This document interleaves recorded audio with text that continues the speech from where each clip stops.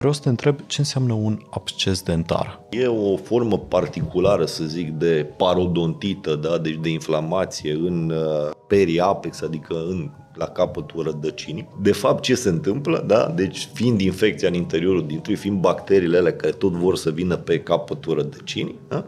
Acolo, bineînțeles, la capătul rădăcinii, acolo este sistem imun, acolo se duce așa o bătălie, da? Deci sunt aliniați acolo ca și soldații celulele sistemului imun și, de fapt, ceea ce noi cunoaștem ca și puroi, da, ale de fapt sunt cadavrele exact a acestor celule de apărare. Da?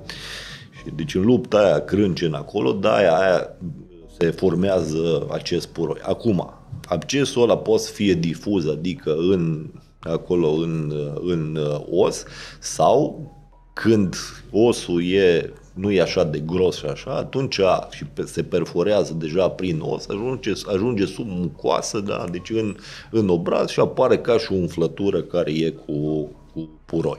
De obicei, deja când dă în absces, da? Atunci nu mai doare sau fistulizează, adică abscesul ăla are și o gaură prin care iasă puroi direct în cavitatea bucală. De ce nu mai doare? Că nu mai e presiune. Deci cel mai rău doare când totul se desfășoară în os, că acolo spațiu n-are unde. Deci în principiu inflamație ce înseamnă? Înseamnă că acolo e o treabă în expansiune. Deci când sunt infecții și se formează acolo deja puroi în os la capătul rădăcinii, să nu uităm, dinții se află în cap și comunică cu diverse cavități, da?